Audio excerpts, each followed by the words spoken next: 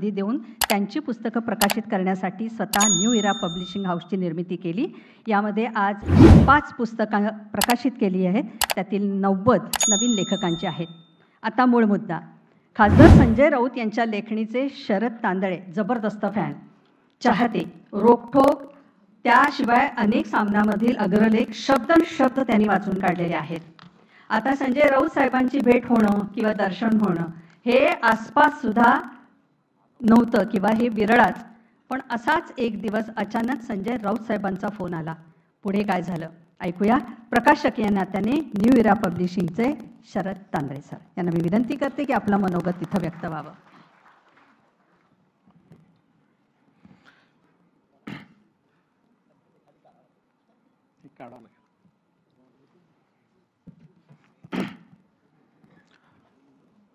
आदरणीय विचारपीठ, खरं पाहिलं तुम्ही जरा घाबरलेलो, एवढे दिग्गज लोक समोर आहेत आणि सवय नाही एवढ्या लोकांना। आदरणीय पवार साहेब स्टेजवर असताना मला संधी मिळते बोलायची। आज आपण सगळे संजय राऊत साहेबांच्या नरकातील स्वर्ग या पुस्तकाच्या प्रकाशनाच्या उत्सवाला सगळे जमा झालो। त्याबद्दल तुमच्या सगळ्यांचे खूप खूप धन्यवाद। मला वाटलं नव्हतं की एवढी लोक जमा होतील म्हणून, कारण पुस्तक प्रकाशनाला 100च्या वर लोक येत नसतात आणि खालचे लोक प्रकाशकाला लेखकाला विचार समजत असतात। तर मला जजमेंटच नव्हतं, पण मला तो आज दिवस आठवतोय। म्हणजे आज दुपारी माझ्या डोक्यात आलं, अरे तो क्षण आला बरं का आपल्याला भाषण करायचं, प्रास्ताविक करायचं। मी दिवाळीचा दिवस होता, पाडव्याचा दिवस होता आणि मी घरी जेवायला बसलो होतो। आई सगळे आम्ही जेवण करत होतो, संध्याकाळची वेळ होती आणि अचानक फोन वाजला। मी उचलला, संजय राऊत बोलतोय। मी म्हणलं हां साहेब बोला, हिम्मत आहे का खरं छापायची? म्हणलं आहे साहेब। मग असं हिम्मत येऊ उद्या मुंबईला। आणि मग मी आईला म्हणलं, आई म्हणलं कुणाच फोन होता? म्हणलं संजय राऊत। अरे म्हणलं आपलं चांगलं चाललेलं आहे सगळं। मी म्हणलं आई पुढच्या पिढीचं चांगलं चालायसाठी करावं लागणार आहे पुस्तक।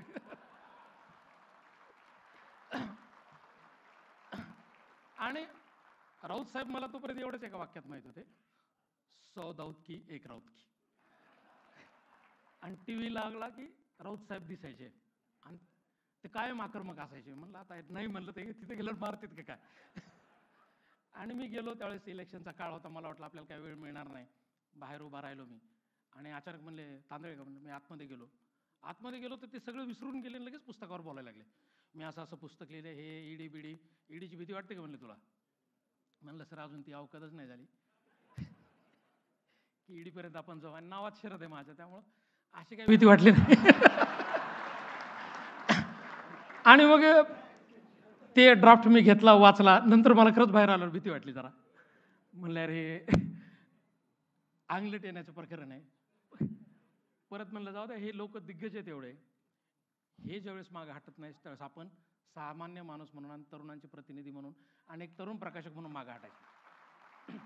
आणि त्या दिवशीपासून राऊत साहेबांचा किती राज्यसभेत त्यांचं अधिवेशन असेल, कुठं असेल, त्यावेळेस त्यांचा फोन यायचा, काय चाललं, एडिटिंग झाली का, मला एकही चूक नको आहे।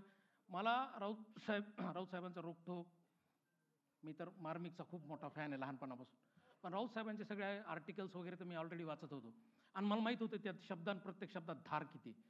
तर एकही शब्द बिना धारेचा असा त्यांनी एडिट करू दिला नाही किंवा आमच्यावर दबाव टाकला नाही की ही शब्द तुम्ही नीट करा, तुम्हाला कळत आहे का?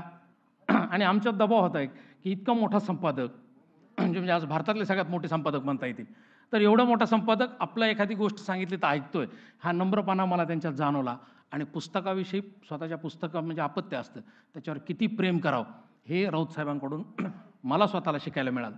आणि 4, 5, 6 महिने आम्ही कंटिन्यू एडिटिंग, प्रूफिंग चालू होती, याच्यात ते पुस्तक तयार झालं। आणि पुस्तक तयार झालं, आम्ही तर नवीन तरुणांचे पुस्तक पब्लिश करणारे होतो, त्यात राऊत साहेबांसारखा एक अण्वस्त्राचं पुस्तक यायलंय म्हणल्यावर आम्ही सगळे हादरलो होतो। पण त्यांनी कुठलाही तो अविनेश न दाखवता ऑफिसवर आले, आमच्या सगळ्या एडिटर्सशी बोलले आणि सगळ्यांशी मुक्त संवाद केला। त्यामुळे हे पुस्तक आमच्या प्रकाशन संस्थेला हे स्वतःचं पुस्तक वाटलं आणि ते पुस्तक 2-3 महिन्यापूर्वी तयार झालं। तयार झाल्यानंतर आम्ही म्हणले पब्लिश कधी करायचं, तर साहेबांनी तारीख काढली की 17 मेला करू आणि 17 मेला प्रकाशनाची तारीख ठरली। त्याच्यात मध्येच युद्ध आलं गेल्या आठवड्यात आणि युद्ध आल्यानंतर शुक्रवारी मी जरा दचकलो, म्हणलं युद्ध आलं, कार्यक्रम चालतो की नाही, कारण की देशप्रमाणे सगळा देश पेटला होता. मी म्हणलं साहेब आपण कार्यक्रम पोस्टपोन करू. रात्री फोन केला 11 म्हणलं साहेब पोस्टपोन करू, जूनमध्ये कार्यक्रम. साहेब म्हणले नाही नाही हे सोमवारपर्यंतचं नाटक आहे म्हणले, आपला कार्यक्रम वेळ झाला. मी म्हणलं एवढा कॉन्फिडन्स, सोमवारपर्यंत नाटक. आणि मी म्हणलं ठीक आहे, आपल्याला काही बोलता येत नाही राऊत साहेबांना. म्हणलं ठीक आहे 17 तर 17. आणि त्या दिवशी मग साहेबांना म्हणलं साहेब लोक पुस्तक मागायलेत, ऑफिसवर यायलेत, काही जण ऑफिसवर येऊन पुस्तक द्या म्हणालेत. साहेब म्हणले देऊन टाका. आणि आम्ही 14 पासून पुस्तक द्यायला सुरुवात झालं, प्रतिक्रिया यायला सुरुवात झाल्या. मी तुम्हाला सगळ्याला सांगतो की काल एका दिवसात 3000 पुस्तकं सेल झाले. आणि विशेष म्हणजे इंग्लिश आणि हिंदी पुस्तकाचे सुद्धा आमच्याकडे ऑर्डर्स आल्यात. आणि मला आत्ता सांगायला आनंद होतो की नरकातील स्वर्ग ह्या पुस्तकाचं इंग्लिश आणि हिंदीचं भाषांतर शेवटच्या टप्प्यात आहे. जुलैमध्ये दिल्लीमध्ये त्याचा प्रकाशनाचा कार्यक्रम होईल. आणि मला साहेब म्हणले, साहेबांनी पुस्तकात बी लिहिले फार साहसी आहे तांदळे. सर साहसी वगैरे नाही आहे, पण लहानपणापासून यशवंतराव चव्हाण आणि प्रबोधनकार ठाकरे आमच्या नसानसात जिरलेले आहेत, त्यामुळे ही सहज डेअरिंग आमच्यात आली आहे. तर नवीन पिढीला ह्या पूर्ण विचारमंचाकडून खूप अपेक्षा आहेत. जी लोक जे राजकारणात तरुण नाही आहेत ती सुद्धा ह्या पुस्तकाकडे सकारात्मकतेने पाहत आहेत, हे मला डेली दिसतंय. तर धन्यवाद साहेब, राऊत साहेब, की तुमची आमच्यासारख्या नवीन प्रकाशकाला संधी दिली आणि आमचे शेअर्स वाढून दिले. नाही मध्यंतरी ड्रोनचे वाढले होते, तसे आमचे वाढतील आता.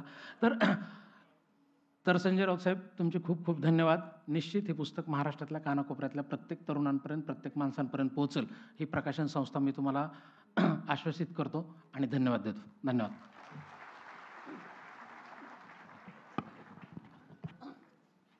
अनेक मान्यवर इथे उपस्थित आहेत. मी शरद तांदळे यांना विचारलं की हे पुस्तक प्रकाशित करण्यासाठी तुम्हाला भय नाही का वाटलं, तर ते म्हणाले सत्याला कधीच भय नसतं. अनेकांनी त्यांना सल्ला दिला होता की नको ओढवून घेऊ ही आफत, पण शेवटी नावात काय आहे, नावात शरद तांदळे आहे. अनेक मान्यवर इथे उपस्थित आहेत. ज्येष्ठ नेते जयंत पाटील साहेब इथे उपस्थित आहेत, त्यांचं मनपूर्वक स्वागत करते. आदित्य ठाकरे शिवसेना नेते यांचंही मनपूर्वक स्वागत करते.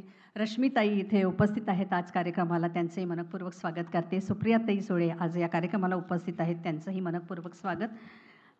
ज्येष्ठ नेते अनिल देशमुख साहेब इथे उपस्थित आहेत, त्यांचंही मी मनपूर्वक स्वागत करते. जितेंद्र आव्हाड साहेब हेही आज या कार्यक्रमाला उपस्थित आहेत, त्यांचंही मनपूर्वक स्वागत.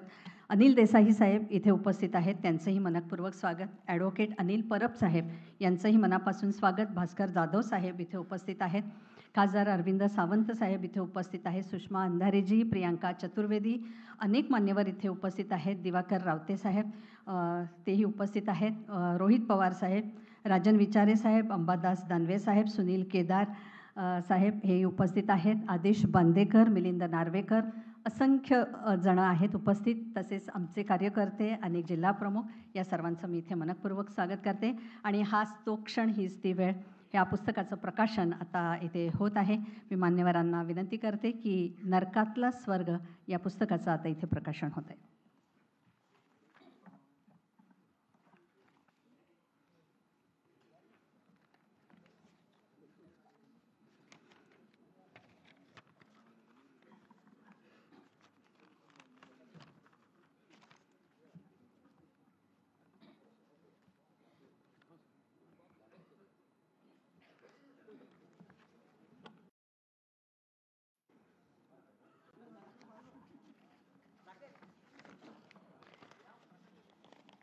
सामना आणि न्यू इरा पब्लिशिंग हाऊस यांच्या संयुक्त विद्यमाने आजचं हे पुस्तक आज प्रकाशित होत आहे. लाईट्स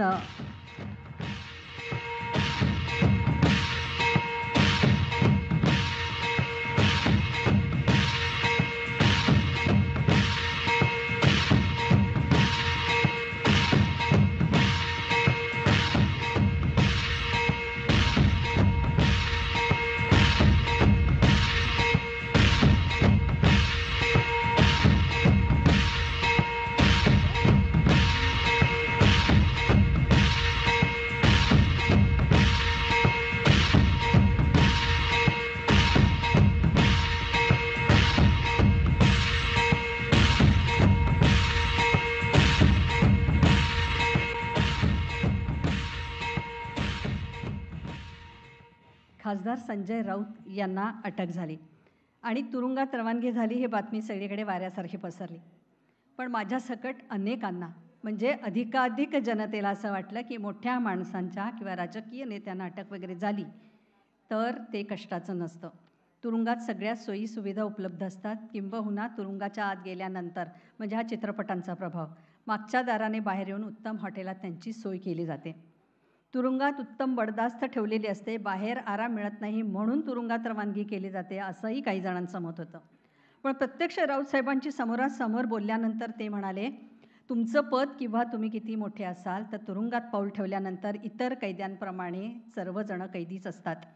जे चित्रपटांमध्ये किंवा बाहेर रंगवलं जातं ते पूर्णतः चुकीचं असतं. हे पुस्तक वाचल्यानंतर आणि प्रत्येक पान वाचल्यानंतर आपण भयभीत होतो. सर्वसामान्यांना तर घाम फुटेल इतकं राऊतसाहेबांचे ह्याच्यामध्ये अनुभव आहेत. तुरुंगात 101 दिवस काढत असताना बंदी क्रमांक 8569 हा नंबर लिहायलासुद्धा विसरलेले नाही आहेत. लढाईच्या आठवणी मानलं तर कटू असतात पण काहीतरी शिकून जातात असं त्यांचं मत आहे. युद्धाला उतरायचं आणि जखम होऊ द्यायची नाही असं होत नाही. त्यामुळे तुरुंगातल्या या नोंदी आहेत असं राऊतसाहेबांचं म्हणणं आहे. हे पुस्तक राऊतसाहेबांनी जुलमी शासन व्यवस्थेला बळी पडलेल्या जगातील सर्व राजकीय कार्यकर्त्यांना अर्पण केलेलं आहे. ही सुद्धा सकारात्मक अशी गोष्ट आहे. या पुस्तकातलं एक एक पान म्हणजे थरार आहे, पण राऊतसाहेबांच्या लेखणीतून तो थरारही सकारात्मक दिशेला पोचवतो. एका अर्थाने राऊतसाहेबांच्या अटकेमुळे आपल्याला या पुस्तकातून भयानता, आपल्याच व्यवस्थेतील विदारक सत्य समजेल यात काही शंका नाही. त्यामुळे आज लेखकाचं मनोगत या निमित्तानं ऐकायला नक्की आवडेल. त्यामुळे मी आमंत्रित करते खासदार संजय राऊत साहेबांना.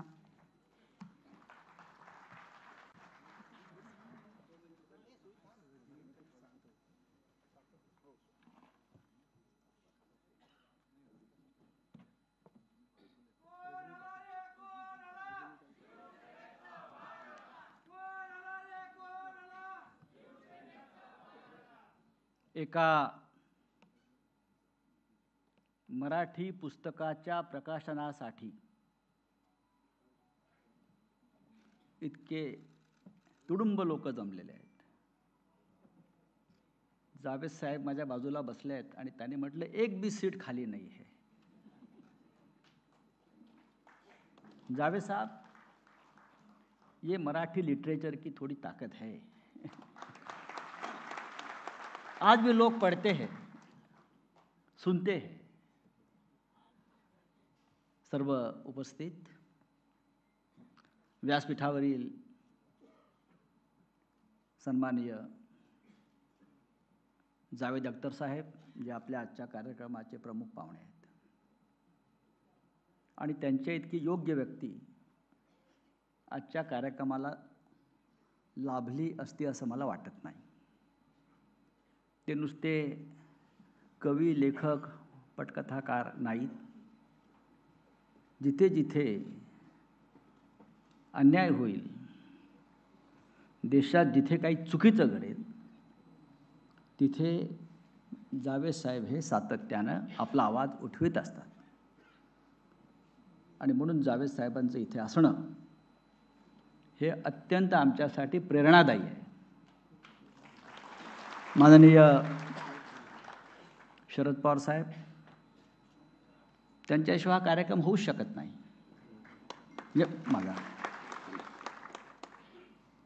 तेही पडद्यामागे अशा अनेक लढाया आमच्यासाठी लढत राहिले आणि समोरून लढत असतात. माननीय उद्धव साहेब, माझे सर्वोच्च नेते, मित्र आणि सदैव माझ्या पाठीशी ते उभे राहिले. आणि खास पाहुणा आपण जो मुंबईतून कलकत्त्यातून बोलवलेला आहे, त्यांचं नाव गोखले आहे, साकेत गोखले. आता साकेत गोखले कलकत्त्यात कुठे गेले? ते तृणमूल काँग्रेसचे खासदार आहेत आणि ममता बॅनर्जींनी त्यांना खास बोलवून खासदार केलं कि साकेत आप कल नॉमिनेशन भरना है. करेक्ट? का? की महाराष्ट्रातून एक लढवय्या त्यांना हवा होता कलकत्त्याला. आमच्या दोघांमधलं साम्य असं आहे की मी त्याच्यामध्ये माझी प्रतिकृती बघतो. तेही तुरुंगात होते ईडीच्या चक्रव्यूहात आणि मी सुद्धा होतो. आणि साकेत गोखले हे गेल्या काही काळापासून एक तरुण राजकारणी, उत्तम पत्रकार, उत्तम लेखक आहेत. ते मूळचे मुंबईकर आहेत आणि त्यांच्या आईसुद्धा इथे आलेल्या आहेत. आणि आमचे शरद तांदळे, हिमतीचं काम त्याने खरोखर केलेलं आहे. उद्या तुम्ही ईडीसाठी दरवाजे उघडे ठेवा. पण एक सांगतो, यापुढे ईडी आपल्या दारामध्ये येणार नाही. ईडीचा बूच लावून ठेवलाय मी शेवटचा माणूस होतो, ईडी याचा नादाला लागली. मैं आखरी आदमी था जिसके साथ ईडी ने पंगा लिया. अब नहीं लेंगे. व्यासपीठावर नाही तर समोर सुद्धा अनेक मान्यवर बसले. मगाशी आपण नावं घेतली सगळ्यांची. तात्याराव लहाने आहेत, ज्यांनी उत्तम पुस्तकाचं कव्हर केलं असे चित्रकार भरतसिंग आहेत, आपले समोर बसलेले आहेत. त्यानंतर रजनीताई पाटील आहेत, खास आलेले आहेत त्या बीडवरून. हे सगळे आपल्या प्रेमापोटी आलेले आहेत. आणि या आपल्या लढाईमध्ये प्रत्येकानं त्या त्या वेळेला आपल्याला एक नैतिक पाठबळ दिलं, आपल्याला, आपल्या कुटुंबाला. आणि या नात्यानं इथे हा प्रचंड संख्येनं इथे लोक जमलेले आहेत. पुस्तकावरती बरीच चर्चा सुरू आहे, ती असायलाच पाहिजे. अगर मैं एक एडिट लिखता हूँ तो उसकी चर्चा होती है. किताब लिखेगा तो होना ही चाहिए. जावेद साहब, एक संपादकीय मी रोज लिहितो, त्याची रोज आदित्य साहेब आपली चर्चा व्हायला पाहिजे. चर्चा तर होणारच, पण जेव्हा मी पुस्तक लिहीन त्याची चर्चा झाली नाही तर मग लिहून उपयोग काय. 2 दिवसापासून अनेकांना मिरच्या लागलेल्या आहेत. धडाधड धडाधड मीडियावर चालू आहे. उसने ये लिखा, उसने ये लिखा, ये लिखा. पण जे लिहिलंय ते सत्य आहे, वो सच है.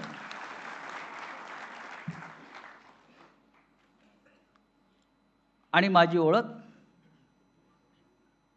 ही जी बाळासाहेबांमुळे झाली, माननीय बाळासाहेब ठाकरेंमुळे झाली, ती सत्य आणि नीतिमत्ता या 2 गोष्टींची तू कास सोडू नकोस. हे जेव्हा बाळासाहेबांनी मला वारंवार सांगितलं ते मी शेवटपर्यंत पाळ. जावेद साहब, आपकी 2 लाइनें मुझे हमेशा याद आती है. जो बात कहते डरते हैं सब, वो बात तू लिख. इतनी अंधेरी थी न कभी पहले रात, लिख.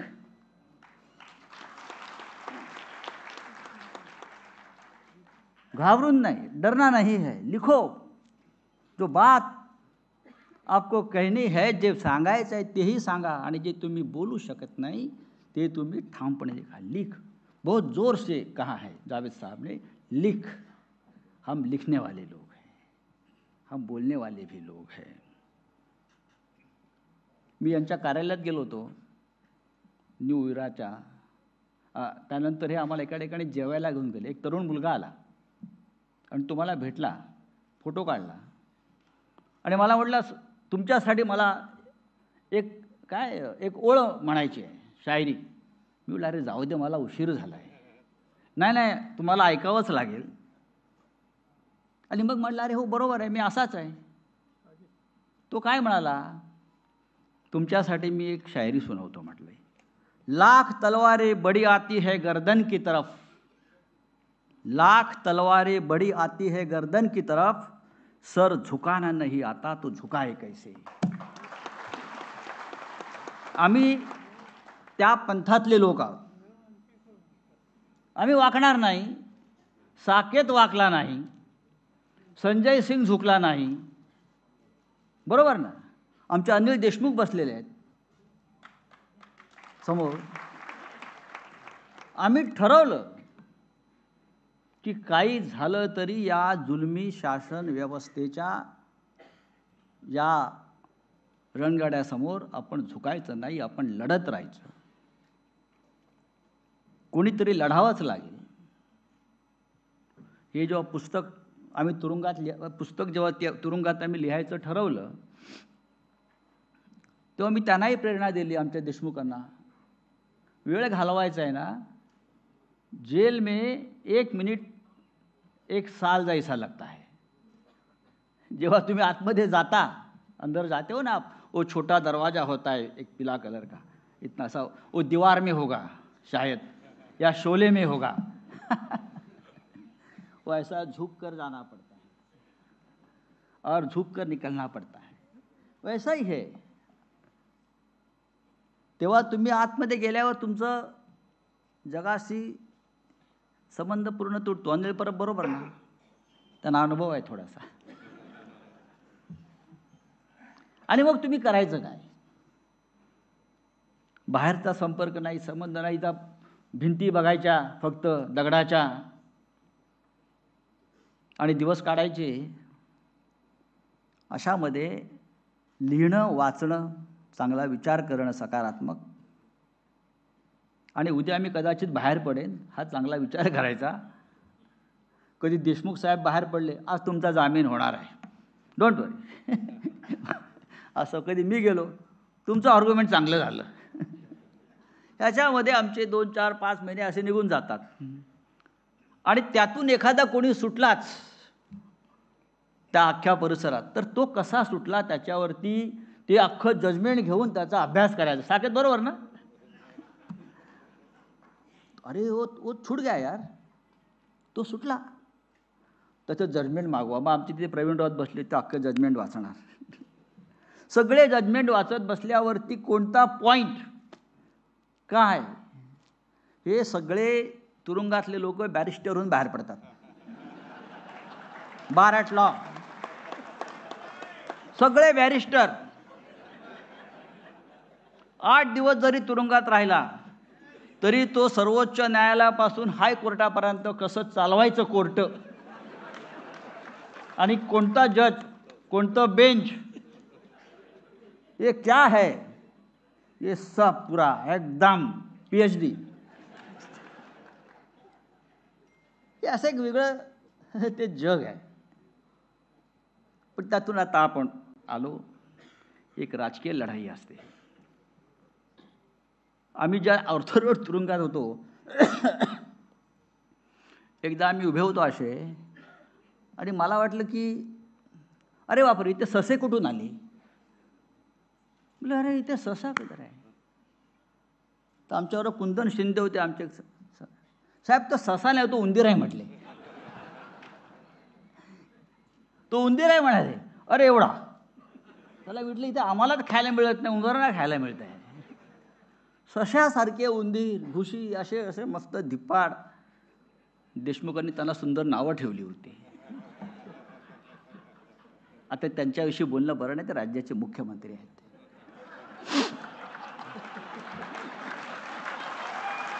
आपण मर्यादा पाळल्या पाहिजे.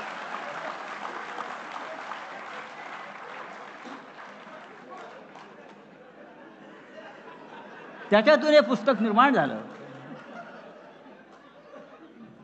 पण एक सांगतो,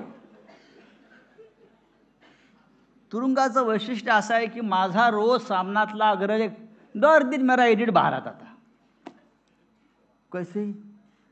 गवर्नमेंट ने इंक्वायरी कमीशन लगाया था, सामना का एडिटोरियल बाहर कैसा आ रहा है. रोज माझं रोकठोक बाहर यायचं कॉलम, सब मेरा कॉलम आता था, मेरा एडिटोरियल दर दिन आता था. मैं खुश था बहुत, मेरा काम हो रहा है. अंदर की बात अंदर, मेरा काम तो हो रहा है, अखबार तो निकल रहा है ना, लढाई तो जारी है. पण या सगळ्या जरी कटू आठवणी असल्या तरी माझ्यासारखा माणूस जो आहे तो कधी मनानं खचत नाही. कारण मी ज्यांच्याबरोबर काम केलेलं आहे, माननीय शिवसेना प्रमुख बाळासाहेब ठाकरे, त्यांनी सदैव आम्हाला तीच प्रेरणा दिली, खचू नका, आत्मविश्वास हा महत्त्वाचा आहे. मी एकदा ईडीच्या याच्यामध्ये होतो, कोठडीमध्ये, आणि सरकारवर भयंकर टीका करणारं माझं रोखठोक प्रसिद्ध झालं. मी ईडीच्या आतमध्ये बसलो आहे आणि सगळ्या नॅशनल चॅनलला बातम्या, संजय राऊत तो जेल में है लेकिन लिखा किसने. ते 2 अधिकारी रात्री आले उठवायला मला, क्या स्टेटमेंट लेना है. मतलब बोले क्यों स्टेटमेंट लेना है भाई, वो आप यहाँ बैठे हैं 4 दिन हो गया और आपका आर्टिकल आज पब्लिश हो गया, पूरा टीव्ही पे चल रहा है. राज्यपालावरती काहीतरी मी लिहिलं होतं आमच्या तेव्हाच्या टोपीवाल्या की हे कसे महाराष्ट्रद्रोही आहे. आणि ती इन्क्वायरी लागली तर मी म्हटलं लिखो मेरा स्टेटमेंट ले लो आप. मैं पहले लिख कर आया था, मुझे मालूम था ये गंदगी करने वाला है. हे लिखो, स्टेटमेंटमध्ये आहे माझ्या ते, आप लिखो. 11:30 वाजता मला उठवलं त्यांनी, स्टेटमेंट लेना है हमको, ऊपर से मैसेज है कि स्टेटमेंट ले लो उनका, ये कैसा गया आर्टिकल यहाँ से. बोलो आपके यहाँ तो सीसीटीवी फुटेज आप देख लो कैसा गया हो. हे पुस्तकाच्या या कथा फार सुंदर आहेत, रोमांचक आहेत. साकेतने माझ्यापेक्षा वाईट दिवस काढलेले आहेत. साकेत साबरमती जेलमध्ये होता, विचार करा, गुजरातच्या. साकेतला एअरपोर्टवरनंच उचललं होतं का साकेत, बरोबर ना, तुला एअरपोर्टवरनं उचललं. साकेत 7 महिने तुरुंगात होता. त्या मानानं आम्ही थोडे कमी राहिलो. त्याचा अनुभव जास्त आहे, तो ज्येष्ठ आहे त्या बाबतीत मला. पण पुस्तक तयार झालं. 80% पुस्तक तुरुंगात लिहून झालं. 20% लिहायला 2 वर्ष लागली. 2 वर्षानंतर वेळेस निवडणुका आल्या, मग घरच्याच आमच्या मुली सगळ्या, बाबा लिहा पूर्ण करा, लिहा पूर्ण करा. शेवटी ते लिहून झालं पुस्तक, ते प्रसिद्ध झालं आहे. आणि अत्यंत महत्त्वाची गोष्ट, आम्ही ज्या कसाबच्या बॅरॅकमध्ये राहिलो होतो, ते बॅरॅक कोणी बनवलं, आमच्या जयंत पाटलांनी. आता काय सांगणार, जयंतराव पाटिल गृहमंत्री, इंजीनियर आदमी है ये, कसाब के लिए स्पेशल बैरक कैसा होना चाहिए उसका डिज़ाइन ये जयंतराव पाटिल ने बनाया और बाद में हमको अंदर भेज दिया. और मेरे को बाद में पूछता कैसा था, तो क्यों, मैंने ही बनाया है. कैसा था और मैंने बनाया है. अच्छा, हे अशा सगळ्या या गमती जमती आहेत त्या पुस्तकामध्ये आहेत. कटू आठवणी असतातच, पण त्या कटू म्हणून घ्यायचा नाही, तो अनुभव म्हणून घ्यायचा. मला उद्धवजी काय म्हणाले त्या दिवशी,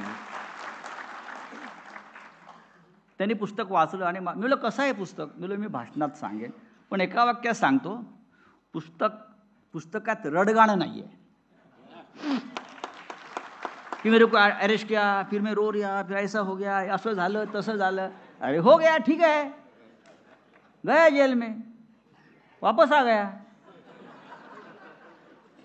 जिसने मुझे पकड़ा उसको पश्चाताप हो गया, त्याला झक मारली आणि याला पकडला. अरे हम गुंडे लोग हैं,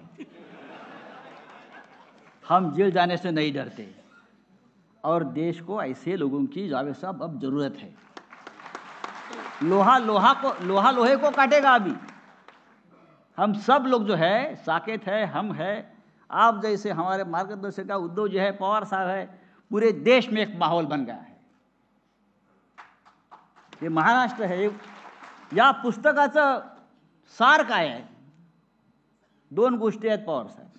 मी सकाळी पण सांगितलं, हे पुस्तक राजकीयच आहे. ज्याला विरोधी पक्षात काम करायचं आहे त्याने पुस्तक वाचलं पाहिजे.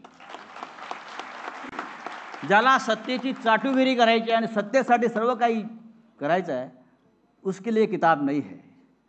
जिनको अपोजिशन में, ज्याला विरोधी पक्षात राहून देशाचं काम करायचं आहे, त्यांनी हे पुस्तक वाचलं पाहिजे. आणि एका वाक्यात सांगतो, या पुस्तकाचा सगळ्यात शेवटचा सार असा आहे की महाराष्ट्र गांडू नाही आहे. महाराष्ट्र मर्दों के औलाद आहे, या पुस्तकाचं एक महत्त्व आहे. आमच्यासारखे असंख्य लोक आहेत, अनेकांना त्रास झाला, अनिल परबना त्रास झाला, असंख्य लोक आहेत जो झुके नहीं, आज भी लड़ते रहेंगे. आज भी मैं कोर्ट में जाता हूँ, जज के सामने खड़ा रहता हूँ. बोलिए. क्या है, वापस अरेस्ट करेंगे, क्या करोगे आप? तानाशाह कब तक तानाशाही करते रहेगा? केव्हा नाही केव्हा तरी त्या हुकुमशहाला सुद्धा जमिनीत गाडलं जातं. हा या देशाचा नाही जगाचा इतिहास आहे. तेव्हा मित्रांनो, आपण सगळे मोठ्या संख्येने इथे आला. आज माझा भाषणाचा दिवस नाही, मी मगासपासून सांगतो आहे. भाषण करायला उत्तम माणसं इथं आपण आमंत्रित केलेली आहेत आणि त्यांचं आपण ऐकूया. पण आपण ज्या उत्साहामध्ये इथे आलेला आहात ते माझ्यासाठी अत्यंत प्रेरणादायी आहे. या पुस्तकातून लढण्याची प्रेरणा जरी 100 लोकांनी घेतली तरी या महाराष्ट्रातून आणि देशातून हुकुमशाही पूर्णपणे नष्ट होईल, गाडली जाईल आणि जे राज्य आपल्याला अपेक्षित आहे लोकशाहीचं ते या देशात आणि महाराष्ट्रात येईल इतकेच मी सांगतो आणि तो आपल्यावर जागतो. हा नरकातला स्वर्ग काही लोकांनी महाराष्ट्राचा नरक केलेला लक्षात घ्या आणि ते स्वर्ग करण्याची प्रक्रिया आता सुरू होईल. जय हिंद, जय महाराष्ट्र.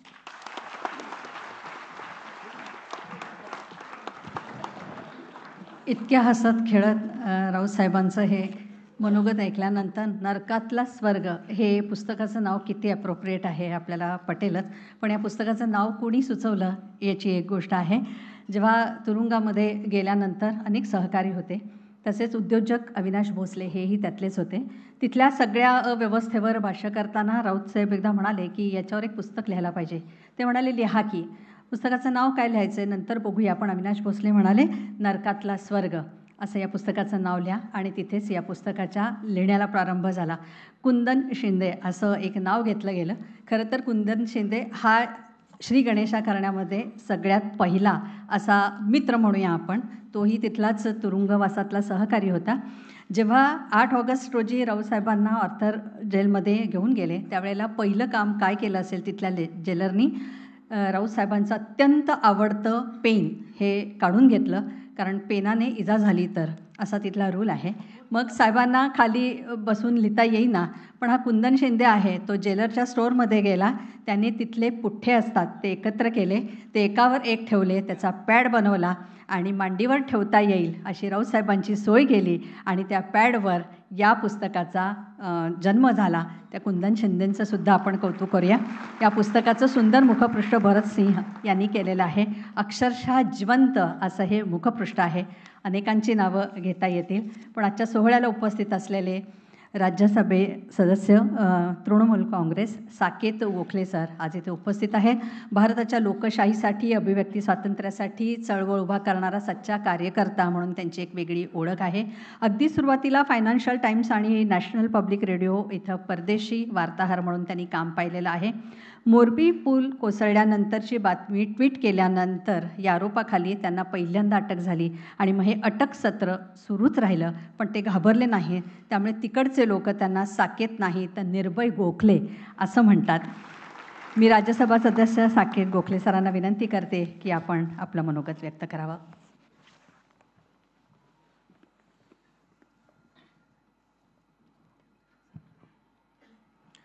नमस्कार. स्टेजवरती इथे खूप मोठी लोक आहेत. मी लहानपणापासून ज्यांना आदर्श मानलं, ज्यांच्याकडे बघितलं, त्यामुळे माझी लायकी इथे बसायची नाही आहे. But thank you very much Sanjay Rautji and everybody else. Jail हा नरक असतो. सुरुवातीला कोणीतरी म्हणत होतं की बॉलिवूड पिक्चरमध्ये दाखवलं जातो किंवा टी व्हीमध्ये दाखवलं जातं. एक परसेप्शन असतं लोकांचं की कोणी पॉलिटिशियन जेलमध्ये गेला VIP फॅसिलिटीज असतात, AC असतो, हे असतो. हकीकत हे आहे की जर का तुम्ही विरोधी पक्षाचे नेते असाल आणि तुम्हाला जेलमध्ये टाकलं, वाईटातल्या वाईट ट्रीटमेंट असेल त्याच्यावर वाईट ट्रीटमेंट तुम्हाला दिली जाते. कारण त्याचं रिझन असतं की तुम्हाला कुठेतरी तुमची पाठ मोडायची, तुम्हाला तोडायचं. ज्यावेळेला मला जेलमध्ये पहिल्यांदा, दुसऱ्या, तिसऱ्यांदा ज्यावेळेला टाकलं त्यावेळेला तो जेलर आला आणि 2 लोक आले होते. म्हणे सर आप सेटल कर लो, हो जाएगा बिल आपका 2 दिन में. तर म्हटलं नाही, हम तो नहीं करेंगे. परत परत परत चालू राहिलं. त्यावेळेला तिकडे एक कैदी होता.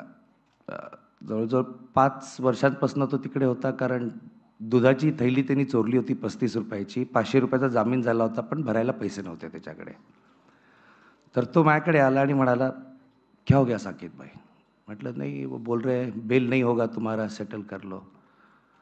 तर तो म्हणाला, साकेत भाई, माँ की कोख भी 9 महीने से ज़्यादा नहीं रख सकती, जेल क्या रखेगी अपने को, असं त्यावेळेला तो म्हणाला होता. हे पुस्तक जे आहे, ज्यावेळेला आपण नरकातला स्वर्ग म्हणतो, हे खूप महत्त्वाचं हे आहे. जसं संजय राऊत साहेब म्हणाले की उद्धवजी त्यांना म्हणाले होते, रडगाणं नाही याच्यामध्ये. ज्यावेळेला आम्ही जेलमध्ये होतो, थोड्या पिरियडनंतर तिथले जेल ऑफिसर्स आणि आमच्याशी मधून बोलायचे, तर ते म्हणायचे, जेल में से लोग दो ही तरीके से बाहर निकलते हैं. मैंने मैं यहाँ पे 10 साल से जेलर हूँ. जेल में से 2 ही तरीके से लोग बाहर निकलते हैं. एक तो पूरा टूट जाते हैं, वो कभी अपना सर उठा नहीं सकते, पूरा टूट के अपने साये से डरने लगते हैं.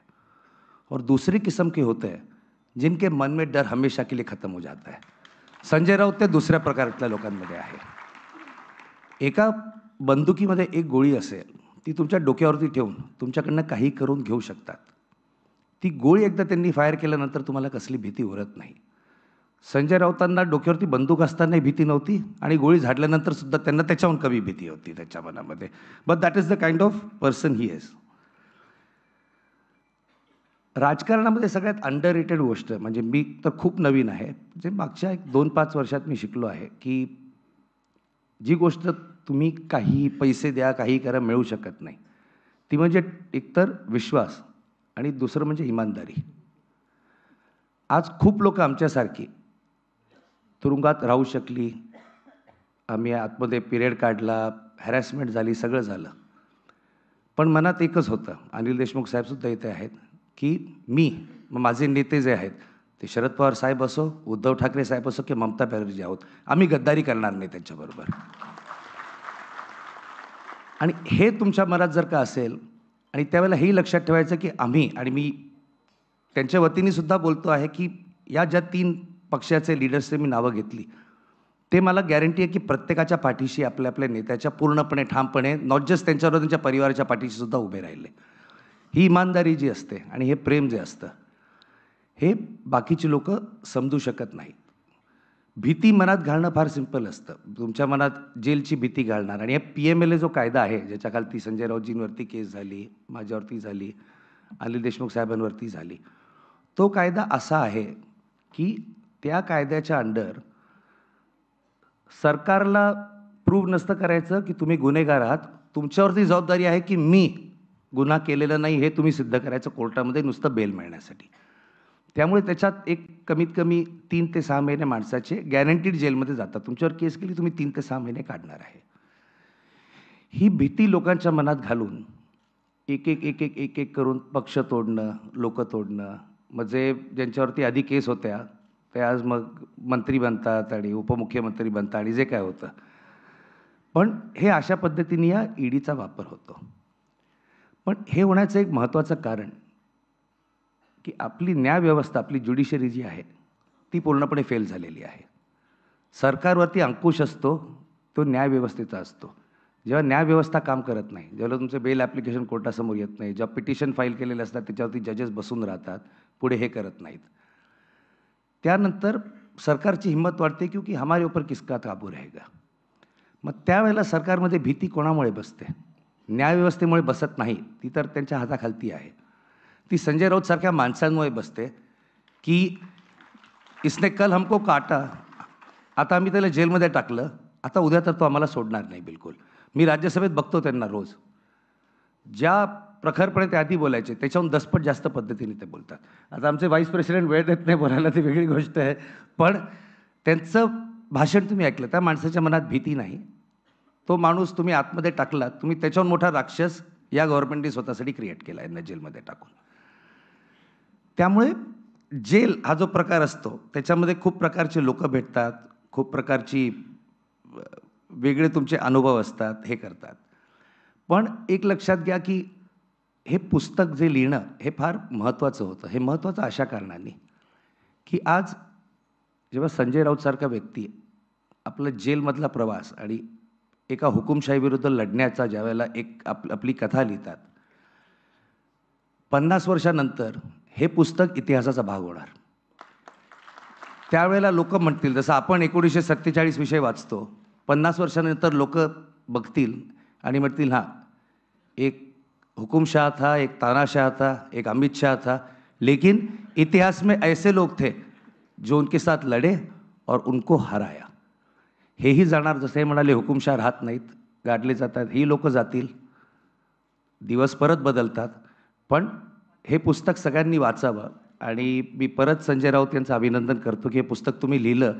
हे नुसतं तुमच्या वतीने नाही, तुम्ही आम्ही खूप जणांच्या वतीने लिहिलं आहे, खूप जणांच्या अनुभवाला तुम्ही आवाज दिला आहे आणि त्यासाठी तुमचं अतिशय अभिनंदन. आणि सगळ्यांनी प्लीज हे पुस्तक वाचावं. थँक्यू.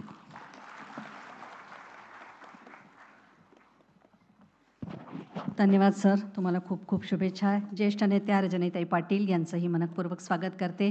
ज्येष्ठ नेते उल्हासदादा पवार इथे उपस्थित आहेत, त्यांचंही मनपूर्वक स्वागत. ज्येष्ठ नेते बाजीराव शेठ यांचंही मनपूर्वक स्वागत करते. सकारात्मकता म्हणजे किती पराकोटीची सकारात्मकता राऊतसाहेबांच्या अंगी आहे. इथे आत गेल्यानंतर कसाबचं भूत दिसतं अशी एक अफवा होती. म्हणजे अनेक जण झोपायचे नाहीत, कारण रात्री कसाब प्रत्यक्ष दिसायचा असं सगळे म्हणायचे. राऊतसाहेबांना जेव्हा कळलं त्यावेळेला या कसाबच्या भूताचा त्यांनी खूप पाठलाग केला, पण तो त्यांना दिसलाच नाही. आणि मग नंतर मात्र अनेक तिथल्या लोकांना राऊतसाहेबांनी असं सांगितलं की कसाबचं भूत वगैरे नाही आहे. आणि मग त्यातल्याच एकानं कुणीतरी म्हटलं की संजय राऊत आल्यामुळे कसाब पळून गेला, ते भूतसुद्धा घाबरून पळून गेलं. इतकी सकारात्मकता आज आहे. त्यामुळे आज पुस्तकाचा गाभा जरी खूप संवेदनशील असला तरीसुद्धा हास्य सगळ्यांच्या चेहऱ्यावर आहे. आणि हे पुस्तक वाचल्यानंतर नक्कीच तुम्हाला त्यातून काहीतरी मिळेल. आजच्या या कार्यक्रमाला आदरणीय पवारसाहेब इथे उपस्थित आहेत. ज्येष्ठ श्रेष्ठ राष्ट्रवादी पक्षाचे अध्यक्ष, याच्या पलीकडेही पितामह अशी जर त्यांना पदवी दिली तर ती औचित्यपूर्ण ठरेल. जिथे संकट आहे, जिथे कुणाला त्रास आहे, तिथे धावून जाणारे पवारसाहेब हे पितामह म्हणून आपण त्यांचा उल्लेख करू. मी त्यांना विनंती करते की त्यांनी आपलं मनोगत इथे व्यक्त करावं. आज बरोबर वेळेच्या आधी 1 तास ते इथे उपस्थित आहेत, तर आपण मनपूर्वक त्यांचं कौतुक करूया.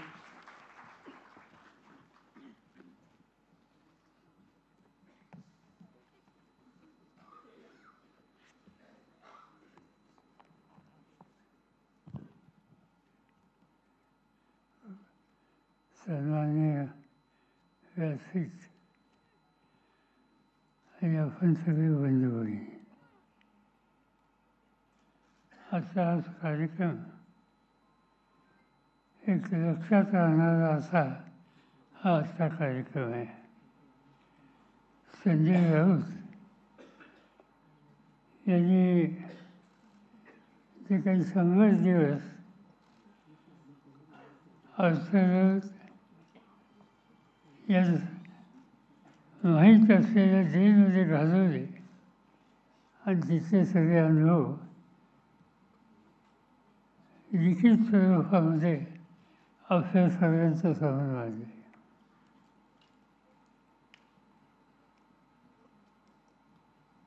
कुणी गुन्हा केला असला, त्याच्या केस झाली असेल, त्याचा निकाल लागला असेल, तर असं संकट काही लोकांच्या येत असतं. पण संजय राऊतांनी काय केलं होतं? संजय राऊत नेहमीच सामनामध्ये जी लोक भूमिका मांडतात ती आपल्या स्वभावाला मांडत असत. ती त्यांची लेखणी काही लोकांना पचत नव्हती, ते अस्वस्थ होते, बहुतेक संधीची वाट पाहत होते. आणि त्यांना संधी दिली स्वतःचा ही जी वस्ती आहे त्या प्रकरणात वस्ताताईमध्ये कष्ट करणारे मध्यमवर्गीय लोक राहत होते आणि त्यांच्या निवाऱ्याचा काही प्रश्न निर्माण झाला त्या सरकारला खरं घरं मिळावी अशा प्रकारची मागणी त्यांच्याकडे होती आणि ते होते संजय राऊतांच्याकडे. आणि त्याच्यामध्ये संधी मिळाली की त्यांच्या नेहमीच्या लिखाणामुळे जे दुखावलेले होते त्या शासकीय यंत्रणेला इजी यांचं योगदान या प्रकरणात अधिक आहे. आणि इजीने जी केस केली त्याच्यामध्ये संजय राऊतांचा यत्किंचितही संबंध नसताना त्याच्यामध्ये त्यांना गुंतवण्याच्या संबंधीची जिचा अन्याय होतो, अत्याचार आहे, त्याच्या विरुद्ध सामना उभा राहतो. आणि ते काम अखंड फलवान त्यांचं चालू होतं. शासकीय यंत्रणेमध्ये जिथं भ्रष्टाचार आहे त्या भ्रष्टाचाराच्या विरुद्ध ते नेहमीच येतात याची कल्पना आपल्या सर्वांना आहे. आणि मुंबईमध्ये महाराष्ट्रामध्ये काही लोक चुकीचं काम करतात हे माहीत असताना त्यांच्या संबंधीची कारवाई होत नव्हती. संजय राऊतांनी खासदार म्हणून देशाच्या प्रमुखांना या संबंधीचं पत्र लिहिलं. आणि जे लोक शासकीय यंत्रणा यांच्याशी भ्रष्टाचाराच्या मार्गानं संबंध ठेवतात अशा लोकांच्या मार्फत पैसे कसे गोळा केले जातात याचं सविस्तर लिखाण त्यांनी केंद्र सरकारला कळवलं. त्याच्यामध्ये जवळपास 30-35 लोक असे होते, कंपन्या अशा होत्या की ज्यांच्याकडून पैसे काढले गेले आणि ती रक्कम 58 कोटीच्या आसपास होती. आणि ही माहिती संजय राऊतांच्याकडे आल्याच्या नंतर त्यांनी देशाच्या प्रमुख लोकांना लिखित स्वरूपात दिली. त्याचा परिणाम एकच झाला, कारवाई झाली नाही, त्यांना आज जावं लागलं. त्यांना अटक करण्यात आली, 100 दिवस त्या ठिकाणी राहता आलं आणि त्यांनी हे पुस्तक लिहिलं. त्यामुळे आम्हा लोकांना अनेकांना ते वाचल्यानंतर कळेल की तिची स्थिती काय आहे. आणि ती स्थिती ही निश्चितपणानं दुरुस्त करायचा विचार आज न उद्या हा आपल्याला करावाच लागेल. त्यांच्या जेलमधल्या सगळ्या आठवणी आणि अनेकांची भेटीगाठी त्यांचा अनुभव हा लक्षात येणार आहे. एकनाथ खडसे आमचे सहकारी होते. त्यांचे जावई हे इंग्लंडमध्ये होते. टाटा कन्सल्टन्सी या संस्थेमध्ये मोठ्या जॉबवर होते. खडसेंच्यावर इथं काहीतरी तक्रार झाली, त्यांना त्रास होईल असं कळलं आणि त्यांचे जावई लंडन सोडून इथं आले. आणि इथं आल्याच्या नंतर ईडीने त्यांना अटक केली. त्याचा काही संबंध नव्हता. त्यांना अटक केली आणि त्यांना तुरुंगवास त्या ठिकाणी आला. अनेक लोक त्या ठिकाणी होते. अनिल देशमुख इथं आहेत.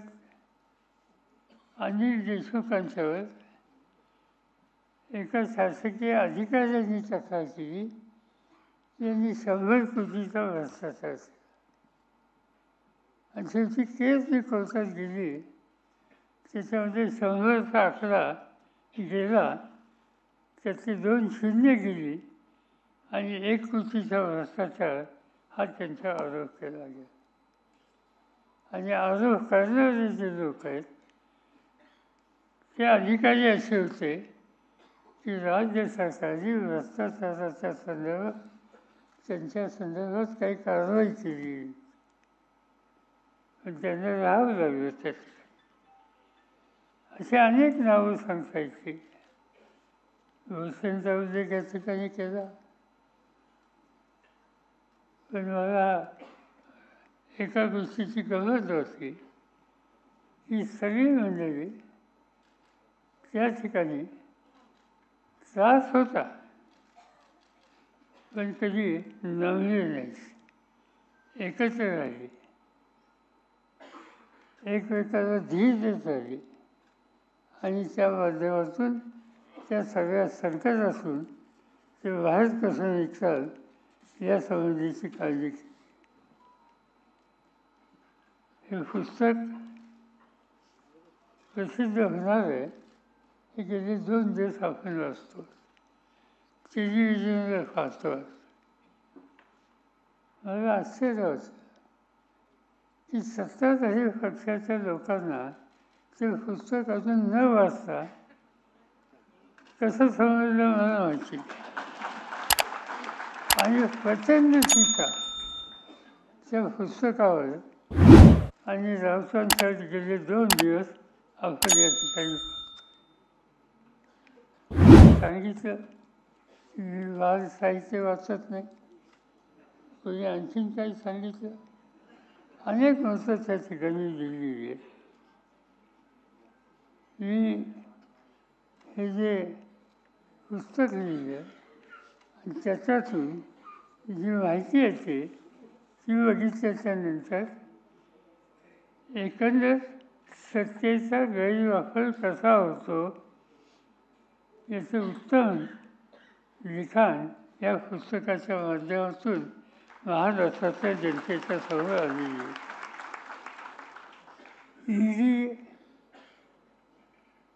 ही जी यंत्रणा आहे ती कशी वाचते याचं उत्तम लिखाण या पुस्तकामध्ये आहे. मला आठवतं आहे केंद्र सरकारच्या मंत्रिमंडळात त्यावेळी होतो. चिदंबरम आमचे सरकारी होते आणि चिदंबरमने कायद्यामध्ये कशी दुरुस्त करायची आवश्यकता आहे या संबंधीचा प्रस्ताव हा मंत्रिमंडळाच्या समोर आणला. तो वाचायच्या नंतर मी डॉक्टर मनमोहन सिंगांना सांगितलं की हे जे प्रस्ताव आहे हा अत्यंत घातक आहे, हा आपण करता कामा नये. त्याचा उल्लेख या ठिकाणी केला गेला की जो हा गुन्हेगार म्हणतो, पोलीस म्हणतात, ईडी म्हणतात, त्यांनी स्वतः मी गुन्हा केला नाही हे सिद्ध करत आणि त्या संबंधीची तरतूद ही कायद्यामध्ये प्रस्तावित केली. मी स्वच्छ विरोध केला की हे करू नका, उद्या राज्य बदललं तर त्याचा परिणाम आपल्यालासुद्धा भोगावा लागेल. पण ते ऐकलं गेलं नाही, राज्य केलं आणि पहिली ॲक्शन ही चिदंबरम यांच्यावर घेतली गेली, त्यांना अटक केली गेली. सत्तेचा गैरवापर त्या ठिकाणी झाला आणि विशेषतः विरोधकांच्यावर अशा केसेस ह्या अधिक केल्या जातील ही शंका माझ्यासारख्याला होती. आता हे जे काही लिखाण केलं त्याच्यामध्ये राऊतांनी 2 राजवटीचा उल्लेख केलेला आहे. एक इंडियाच्या काळात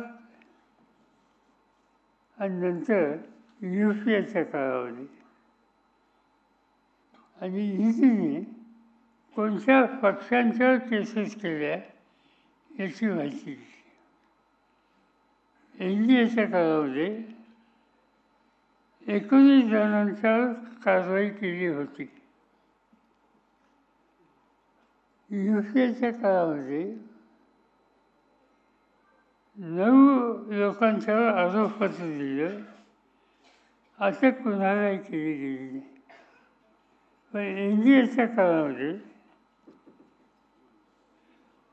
काँग्रेस, TMC, राष्ट्रवादी काँग्रेस, शिवसेना, द्रमुक, DMK, बिजू जनता दल, RJD, बसपा, समाजवादी पार्टी, TDP, आप, मार्क्सवादी कम्युनिस्ट पार्टी, नॅशनल कॉन्फरन्स, अण्णा द्रमुक, मनसे, TRS एवढ्या पक्षाच्या नेत्यांच्यावर चौकशा करून केसेस करण्यात आले. याचा अर्थ देशाचं संबंध आपण हे तुम्ही उद्ध्वस्त करायचं या कायद्याच्या माध्यमातून हा निकाल या ठिकाणी घेतलेला होता.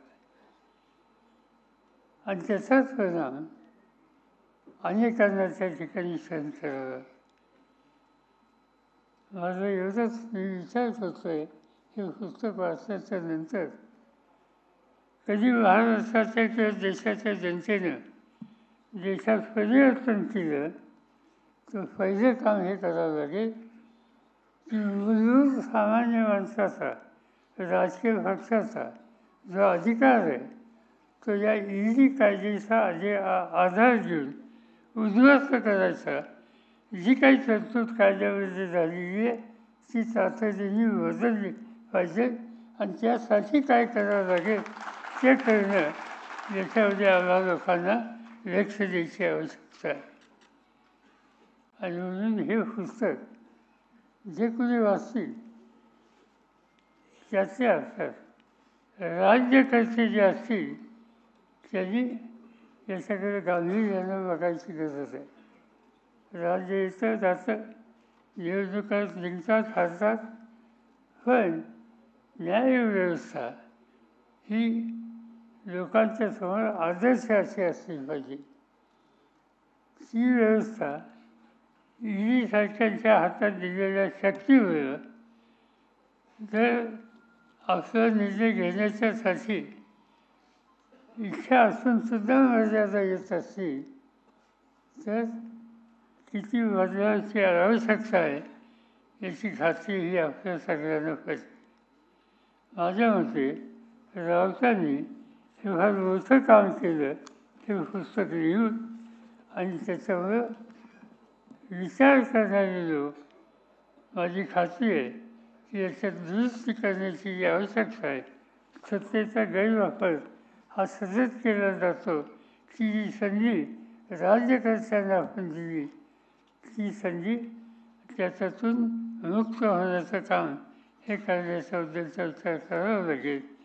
आणि राऊतांच्या ह्या पुस्तकामध्ये आणि विशेषतः आता सांगण्यात आलं की इंग्लिश आणि हिंदीमध्ये सुद्धा करावं लागेल. त्याचा परिणाम निश्चित जो लोकप्रतिनिधी असतील, लोकशाहीच्या संबंधीची आस्था ज्यांना आहे ते लोक त्याचा विचार करतील. त्या कामामध्ये तुमची माझी सगळ्यांची जबाबदारी आहे की अशांच्या पाठीशी उभं राहिलं आणि हे काम जर केलं तर माझी खात्री आहे की संजय राऊतांनी जे लिखाण केलं ते खऱ्या अर्थानं फलदायी ठरलं असा निष्कर्ष काढता येईल. एवढंच या ठिकाणी सांगतो. माझे 2 शब्द सोड.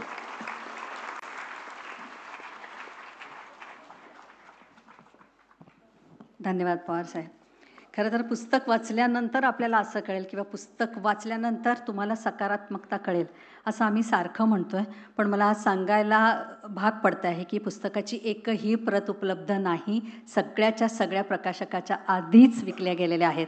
आता हा आनंद म्हणावा की खंत? आनंद आहेच, खंत मात्र शरद तांदळे साहेब तुम्ही ती भरून काढावी. खूप खूप शुभेच्छा राऊत साहेब. आणि मला सांगायला खूप आनंद होतो आहे की या पुस्तकाच्या हिंदी आणि इंग्रजी आवृत्तीसुद्धा लवकरच उपलब्ध होती. आज हमारा सौभाग्य है कि जावेद अख्तर साहब हमारे यहाँ उपस्थित है. ऐसा कहते हैं कि ज्ञान का कोई देश या मुल्क नहीं होता, प्रतिभा की कोई सीमा नहीं होती, प्रतिभा पर सारे विश्व का अधिकार होता है. दिल में बसी इंसानियत किसी एक वर्ग के नहीं होता, वो हर इंसान के लोहे छलकते हैं.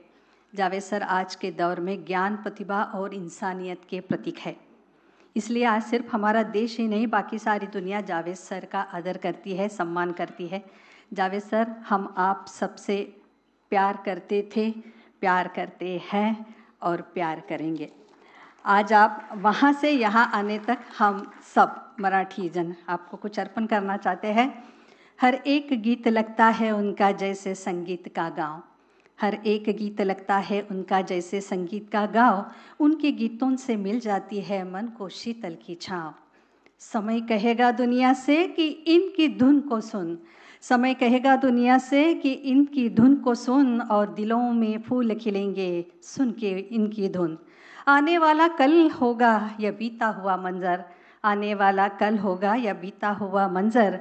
सबके दिलों में बसे हुए हैं, बस नाम काफ़ी है.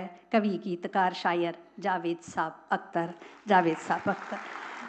जावेद साहब अख्तर को मैं विनती करती हूँ कि आपका मनोगत जारी रहे. सर.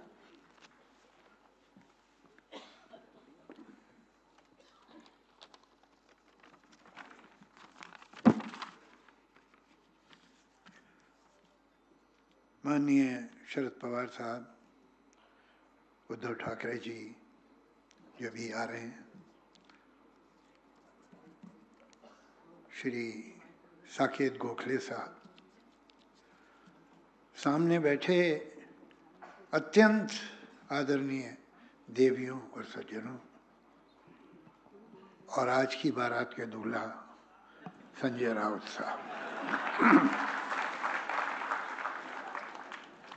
ये इंसान के शरीर में जो उसके सर के अंदर एक चीज़ होती है जिसे हम मस्तिष्क कहते हैं, दिमाग कहते हैं, ये एक अजीब कंप्यूटर है. ये हमारे जन्म लेने से पहले चलना शुरू कर देता है, और फिर हम जन्म लेते हैं तो ये 24/7 चलता ही रहता है. हम सो जाएं, हम बेहोश हो जाएं, हमारा मस्तिष्क जो है, ब्रेन जो है, वो चलता ही रहता है. वो सपने देखता है, कुछ करता है, लेकिन काम करता रहता है. और कभी कभी जब हम मेडिकली डेड अनाउंस कर दिए जाते हैं, फिर रिवाइव होते हैं, तब भी वो चल रहा होता है. पूरे जीवन में ये जो ब्रेन है, ये एक ही बार रुकता है और पूरी तरह रुक जाता है जब आपको एक ऐसी किताब के बारे में बोलना पड़ता है जो आपने पढ़ी नहीं.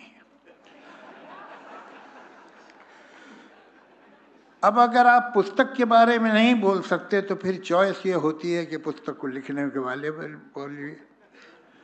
मैं घड़ी नहीं मेरे पास, लेकिन शायद अभी IPL मैच शुरू हो गया होगा, कई दिनों से रुका हुआ था.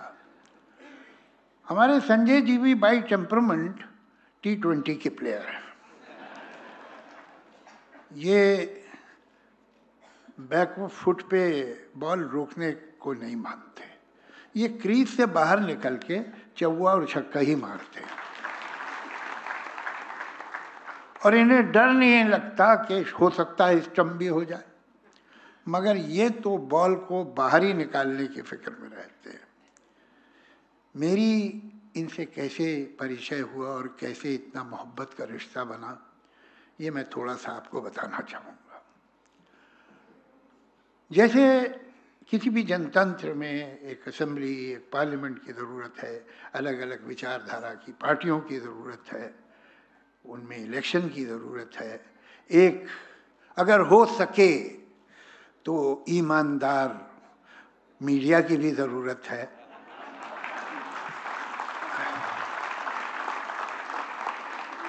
उसी तरह ऐसे नागरिक भी होने चाहिए जो किसी पार्टी के न हों।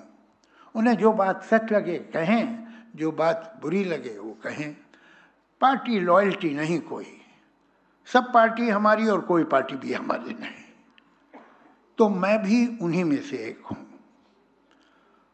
तो नतीजा क्या होता है कि अगर आप एक तरफ से बात कर रहे हैं तो एक ही लोगों को नाखुश करेंगे, लेकिन अगर हर तरफ से बात कर रहे हैं तो बहुत ज़्यादा लोगों को नाखुश करते हैं। मैं कभी आप मिलिएगा अलग तो मैं दिखाऊंगा अपना आपको ट्विटर, अपना व्हाट्सएप, जिसमें मुझे दोनों तरफ से गालियाँ आती हैं। ऐसा नहीं है, मैं बहुत थैंकलेस हूँगा और ये ना कहूँ कि बहुत से लोग अप्रिशिएट भी करते हैं, बहुत से लोग हिम्मत भी बढ़ाते हैं, तारीफ भी करते हैं, प्रशंसा भी करते हैं। लेकिन ये भी सच है कि मुझे इधर से भी जो एक्सट्रीमिस्ट गाली देता है और उधर का एक्सट्रीमिस्ट भी गाली देता है। यही सही है। अगर इनमें से एक ने गाली देना बंद कर दी तो मुझे परेशानी हो जाएगी कि मैं क्या गड़बड़ कर रहा हूँ। तो ये कहते हैं कि तू तो काफिर है और जहन्नुम में जाएगा। वो कहते हैं जिहादी, पाकिस्तान चला जा। अब अगर मेरे पास सिर्फ चॉइस पाकिस्तान और जहन्नुम यानी नरक की है तो मैं नरक ही जाना पसंद करूँगा, अगर यही बस चॉइस है। तो हुआ ये कि जब से मैं मुंबई, तो मैं आया था 19.5 साल का था। आज जो कुछ बना, जो कुछ मुझे मिला, जो कुछ जहाँ भी तो पहुँचा, ये सब मुंबई की, महाराष्ट्र का कर्म है।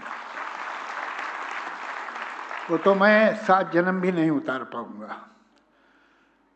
तो इतने, ये पहले तो हम दूसरे कामों, ये पीछे पिछले समझिए 30 वर्षों में कुछ होश आया कि भाई ये सब भी सोचो क्या हो रहा है देश में। तो ये सब बातें शुरू हुई तो हुआ ये कि पिछले 30 वर्षों में 4 बार मुझे पुलिस प्रोटेक्शन मिला और मैंने मांगा नहीं कभी। मैं जब घर वापस आया किसी रिकॉर्डिंग से, शूटिंग से, तो देखा पुलिस बैठी हुई है। तो हमने भाई क्यों? तो कहने नहीं, वो हमें कमिश्नर साहब ने कहा है कि आपको थ्रेट परसेप्शन है तो हम आपको बिठा रहे हैं। 4 बार में से 3 बार मुझे मुल्लाओं की वजह से मिला।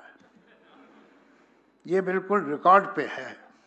पहली बार जब A.N. रॉय साहब थे यहाँ के चीफ ऑफ द पुलिस, उन्होंने दिया था और तभी मेरी उनसे मुलाकात हुई। मैं तो जानता नहीं था, मैंने ऐसे तब तक कोई काम किए नहीं थे कि मुझे पुलिस से मिलना पड़े। और ये 3 बार के बाद एक बार ऐसा हुआ कि दूसरी तरफ से आ गया और जो इल्ज़ाम मुझ पे लगा था वो ठीक नहीं था। तो मैंने सोचा अब ये 20-25 लोगों को मैं कहाँ अलग अलग जवाब दूंगा और मैं बताऊंगा कि मैंने क्या कहा था और क्यों कहा था। तो मैंने एक आर्टिकल लिखा, वो तो मैंने इंग्लिश में लिखा था, लेकिन मैंने सोचा कि इसे छपना कहाँ चाहिए और मेरे ध्यान में आया एक अखबार। तो मैंने उसे मराठी में ट्रांसलेट करवाया और मैंने फ़ोन किया संजय जी को कि आपसे मैं मिलना चाहता हूँ, कहने आ जाइए। मैं इनके ऑफिस गया सामना में। मैंने कहा कि सर मैं एक आर्टिकल लेके आया हूँ जो मैं चाहता हूँ सामना में छपे, कहीं और छपे ना छपे। और मैंने इन्हें दिया। वो आर्टिकल 2-3 पेज का था, इन्होंने 5 मिनट में पढ़ लिया। कहने किसने ट्रांसलेट किया है? बहुत अच्छा ट्रांसलेशन है। मतलब पहली तारीफ मेरी नहीं हुई, जिसने ट्रांसलेट किया था उसकी की आपको याद होगा। तो मैंने कहा जी बताया मैंने कि फला ने, बहुत अच्छा है, अच्छा है उसने किया है। तो अभी तक मुझे नहीं मालूम था कि ये छापेंगे, कहेंगे हाँ छाप दूंगा कि नहीं। तो मैंने कहा सर फिर मैं चाहता हूँ कि सामना में आए, इसलिए कि जो मैंने कहा लिखा है दिल से लिखा और यही सच है। तो कहने दिल से लिखा है, सच है, तो हम ही छापेंगे और कौन छापेगा। तो वो सामना में छपा। उसके बाद वो और भी बहुत जगह छपा जो बड़े बड़े पेपर्स हैं। लेकिन मैं आपको एक बात बताऊं कि हर पेपर ने, हिंदी के भी इंग्लिश के भी, मेरा एक सेंटेंस कहीं से काट दिया, एक पैराग्राफ कहीं से कम कर दिया। वो पूरा आर्टिकल सिर्फ सामने में छपा। ये सच। तो मैं तो इनका भक्त हो गया, आंखें खोल के, अंध भगत नहीं।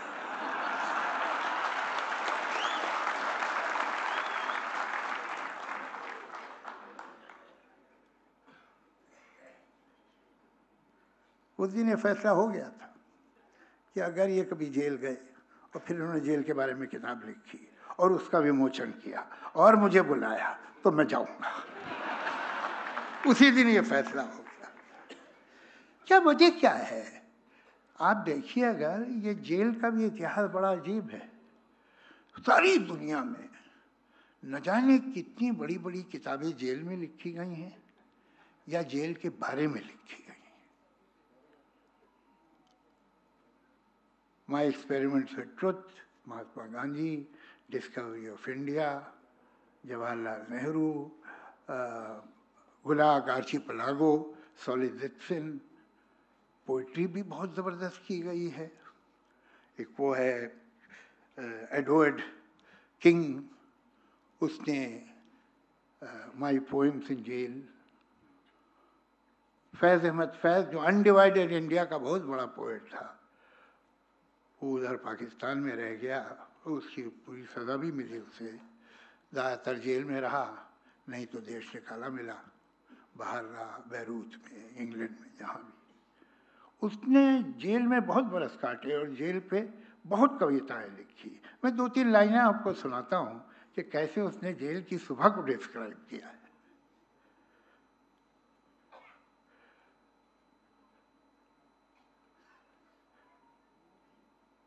जेल की जहर भरी चूर सदाएं जागी, दूर दरवाजा खुला कोई बंद हुआ, दूर मछली कोई जंजीर मचल के रोई, दूर उतरा किसी ताले के जिगर में खंजर, सर पटकने लगा रह के दरीचा कोई। क्या डिस्क्रिप्शन! जेल की शाम, जेल में कैसे, तो बहुत सारी, बहुत बड़ा लिटरेचर। मतलब कमाल तो ये है कि एक बैंक का क्लर्क था और उसको जेल हो गई किसी गलत इल्ज़ाम की वजह से, 5 साल की जेल हो गई। वो सिर्फ क्लर्क था बैंक का, मगर जेल में वो राइटर बन गया और उसने दुनिया के चंद बड़े शॉर्ट स्टोरी राइटर्स में उसका नाम है ओ हेनरी। उसने अपनी जो शॉर्ट स्टोरीज हैं वो जेल में लिखना शुरू की और इतना बड़ा राइटर हो गया। क्या वजह है? ये जेल पॉलिटिकल लीडर्स के, राइटर्स के, पोएट्स की लाइफ में इतना इम्पोर्टेंट कैसे हो जाता है और उनका बहुत बड़ा कंट्रीब्यूशन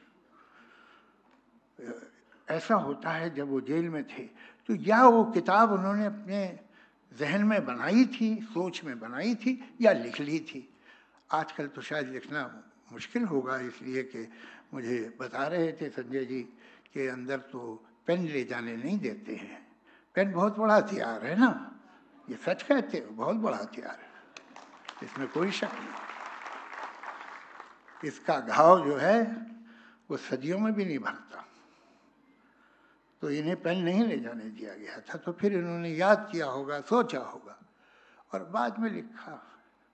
ये बिल्कुल ऐसा है जैसे वो एक है कि हरिवंश राय बच्चन जी की एक लाइन है कि जीवन की आपाधापी में कब वक्त मिला ये सोच सकूं, जो किया कहा माना उसमें क्या बुरा भला। ये जीवन की आपाधापी आपको सोचने का मौका ही नहीं देती।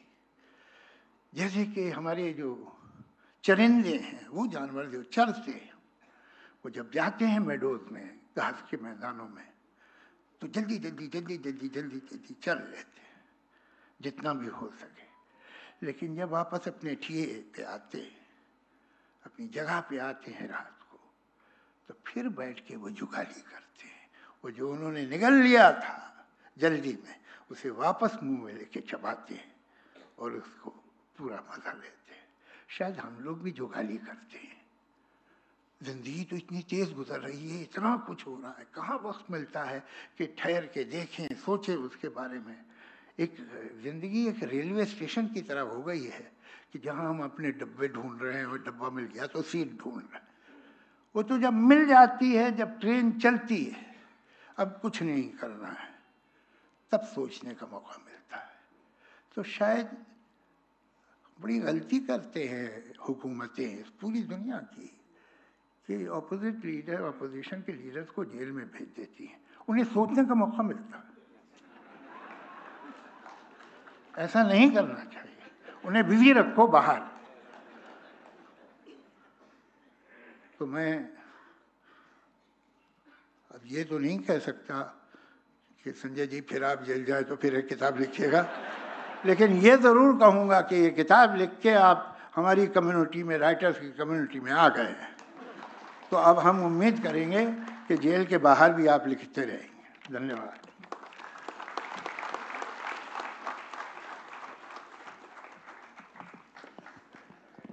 धन्यवाद सर. मगाचपासून मी असं म्हणते की पुस्तक वाचल्यानंतर, संकटात पडल्यानंतर आपल्याला खऱ्या मित्रांची आणि खऱ्या शत्रूंची ओळख होते. असंख्य माणसं नव्याने राऊत साहेबांना कळली, पण म्हणतात ना, पाठीशी कृष्ण जर असेल तर भेळण्याचं काहीच कारण नाही. आपल्या पश्चात आपल्या कुटुंबांची विचारपूस करणारे उद्धवजी हे त्यातलेच. संजय राऊत या माणसाची सुटका व्हावी म्हणून प्रयत्न करणारे उद्धवजी खऱ्या अर्थाने संजय राऊत यांच्या पाठीशी उभा असलेला हा कृष्ण. सगळ्यात गंमत म्हणजे संजय राऊत यांनी कारागृहामध्ये उद्धवजींसाठी अनेक पत्र लिहिली, त्यातलं एकच पत्र उद्धवजींना मिळालं. याचं मुख्य कारण म्हणजे शब्दांची आणि या व्यक्तिमत्वामध्ये असलेला दरारा आणि वचक जेलर साहेबांना वाटली, म्हणून ही पत्र पोचलीच नाही. शिवसेना पक्षप्रमुख उद्धवजी ठाकरे, नाम ही काफी है. मी त्यांना विनंती करते की आपला मनोगत इथं व्यक्त व्हावं.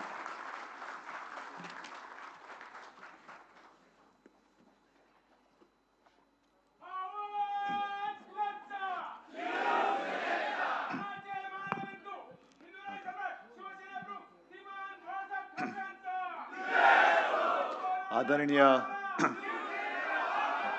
पवार साहेब, जावेदजी, साकेत बसलेत, प्रकाशक बसलेत. मी त्यांना मगाशी म्हटलं की त्यांचं नाव ऐकल्यानंतर संजयनी प्रकाशक चांगले निवडलेत. मी माझं मनोगत किंवा जे काही बोलायचं आहे त्याला सुरुवात करण्याच्या आधी खास करून संजयच्या कुटुंबियांना धन्यवाद म्हणण्यापेक्षा त्यांचं ऋण कसं व्यक्त करायचं. संजयची आई वहिनी बसल्या तिकडे, दोन्ही मुली आहेत, जावई बापू आहेत, दोन्ही भाऊ, त्यातल्यात सुनील इकडे आहे. कारण घर जर का ढेपाळलं तर लढवया लढूच शकत नाही.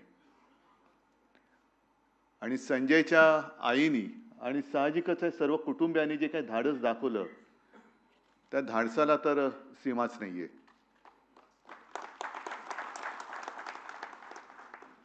म्हणजे संजयला अटक झाल्यानंतर मी आणि रश्मी त्याच्या घरी गेलो.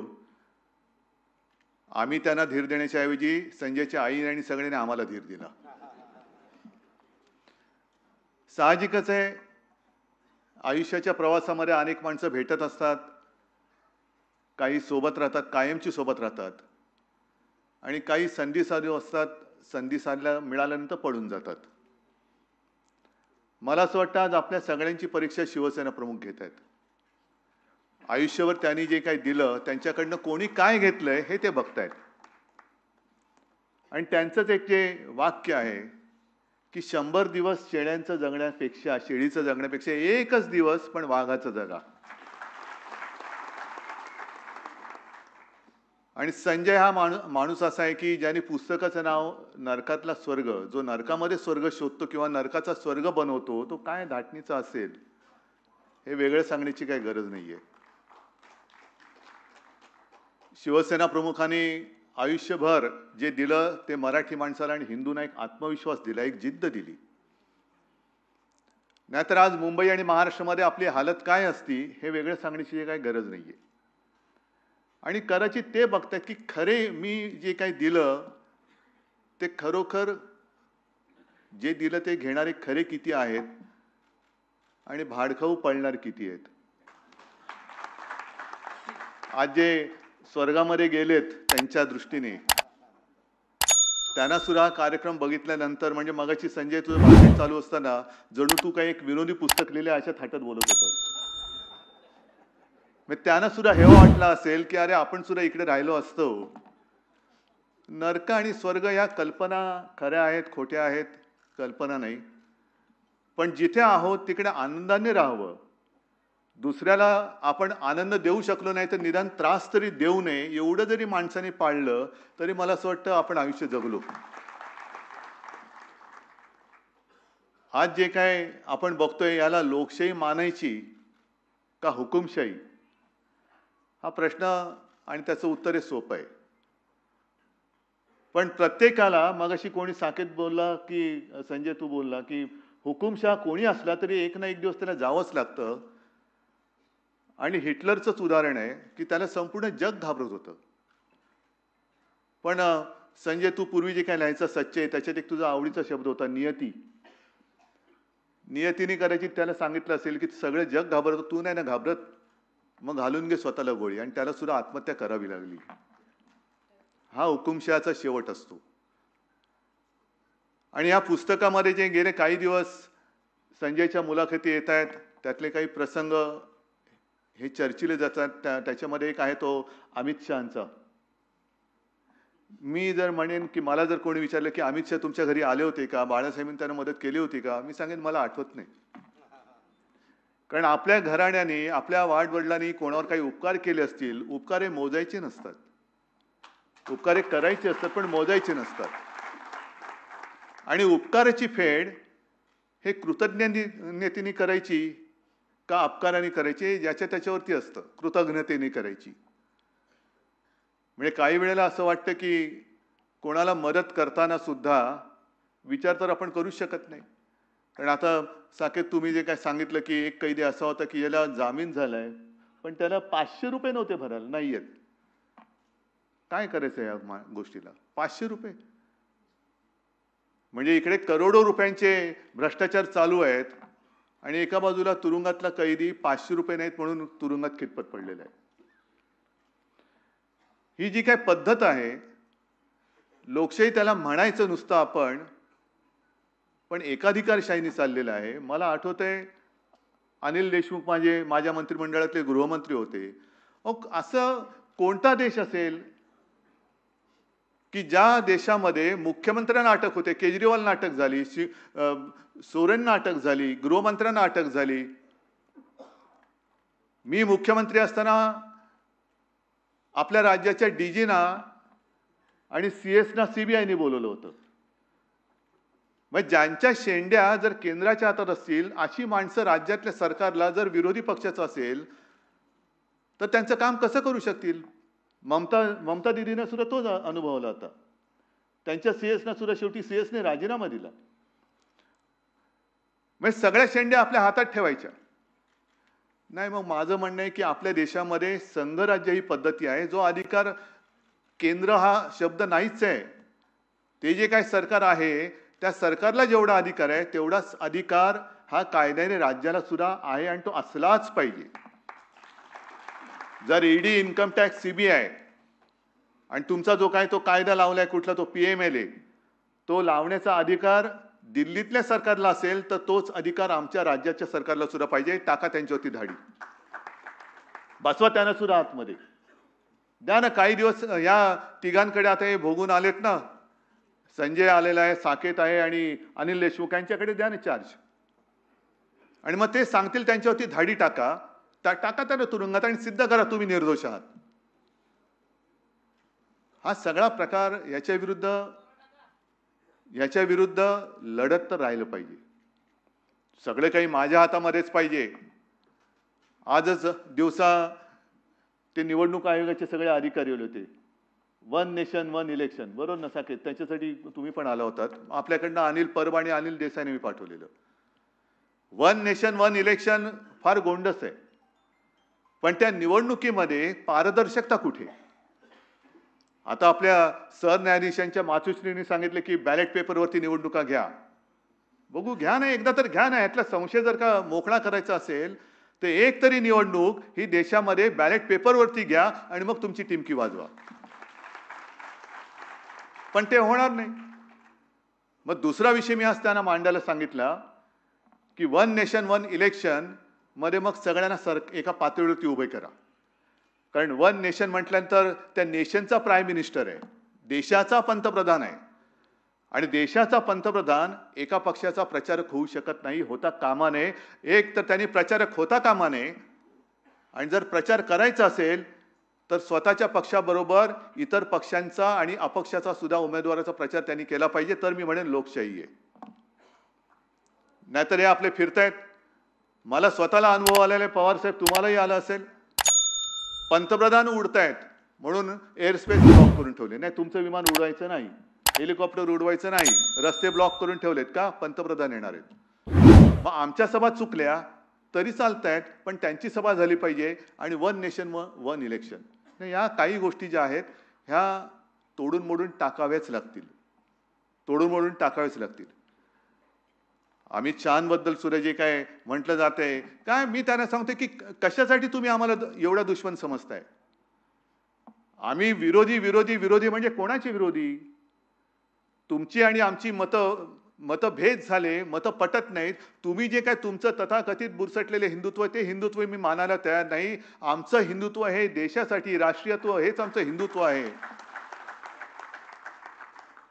हे म्हटल्यानंतर तुम्ही लगेच आम्हाला दुश्मनाच्या पिंजऱ्यात उभं करताय, म्हणजे जणू काय पाकिस्तानपेक्षा आधी आम्हाला खतम करा. हे पाकिस्तान राहिला बाजूला, त्याच्यावर पुन्हा जैसे जावेद जी आपने कहा ना, एक 8-15 दिन में हिंदुस्तान पाकिस्तान की क्रिकेट मैच होगी और उसमें हमारे गृह मंत्री का बेटा भी जाएगा देखने के लिए. मरायचं आपल्या सैनिकांनी. हिंदुस्तान पाकिस्तान बाकी काही झालं तरी चालेल, पण हे होता कामा नये. पण तिकडे क्रिकेट मॅच झाली, सगळं सुरू होईल. नाही, काहीतरी एक धोरण ठरवा. तुम्ही शिवसेनेला संपवायला निघालात, हा काय पहिला प्रयत्न नाहीये शिवसेनेला संपवण्याचा. आता संजय, तुझ्या पुस्तकात जो आर्थर रोडचा जो उल्लेख आहे, त्यावेळेला म्हणजे 69 साली शिवसेना प्रमुखांना सुद्धा येरवडा आणि आर्थर रोडमध्ये ठेवलं गेलं होतं. त्यांना सुद्धा 100 दिवस तुरुंगवास झाला होता. आणि 69 सालची परिस्थिती फार भयानक होती. सीमा प्रश्नाचा विषय होता. मोरारजीभाई उपपंतप्रधान होते आणि ठरलं असं होतं की मोरारजीभाई येणार, त्या माहीम चर्च आणि बस डेपोच्या मध्ये त्यांच्या गाड्यांचा ताफा थांबणार, एक निवेदन त्यांना देणार शिवसेनेतर्फे, शिवसेना प्रमुख आणि सगळे शिवसेनेचे नेते, आणि ते निवेदन घेऊन हे भुरकन निघून जाणार. शिवसैनिक जमले होते. मला आठवतंय, कारण का तर त्यावेळेला जी आमची गाडी होती अँबॅसेडर, त्या गाडीमध्ये मी आणि माझी माँ होतो. पण त्या गाड्यांचा ताफा आला आणि न थांबता तडातड उडवून, म्हणजे आपले एक अशोक करंबेळकर होते, त्यांना फोटोग्राफरला उडवून गेले. आणखीन एका शिवसैनिकाच्या पोटावरनं त्यांचं गाडीचं चाक गेलं आणि तुफान लाठीचार्ज सुरू झाला. मग अश्रुधुराच्या नळकांड्या, सगळं काय एकदम जणू काय असं युद्धच पेटले तिकडे. मग आम्ही गाडीत बसलो आणि घराकडे निघाल्यानंतर त्याच वेळेला, म्हणजे रात्री किती वाजले होते कल्पना नाही मला, पण शिवसेना प्रमुखांनी मला सांगितलं, माबाई माझी बॅग भरून तयार ठेवा, उद्या सकाळच्या आत आम्हाला उचलणार. आणि सकाळ झाल्यावरती बघतो तर पहाटेच्या वेळेला शिवसेना प्रमुखांना अटक झालेली. सगळे शिवसेना नेते तुरुंगात, अनेक शिवसैनिक तुरुंगात. म्हणजे शिवसेना ही जवळपास 3 महिने नेतृत्वहीन होती, तरी सुद्धा शिवसेना ही नुसती राहिली नाही, तर तरारून उठली आणि त्याच्यानंतर सत्ताधारी झाली. आणीबाणीच्या वेळेला सुद्धा तेच झालं. म्हणजे आणीबाणीच्या वेळेला सुद्धा रजनी पटेल होते. म्हणजे हा एक योगायोग आहे. मोरारजी देसाई, रजनी पटेल, आत्ताची सुद्धा हा एक योगायोग आहे. हे शिवसेनेच्या आडवे का येत आहेत? शिवसेना संपवाविषयी यांनाच का वाटते? पण तुरुंगात असताना शिवसेना प्रमुखाने एक लिहिलं होतं की शिवसेनेवर वरवंटा का फिरतोय?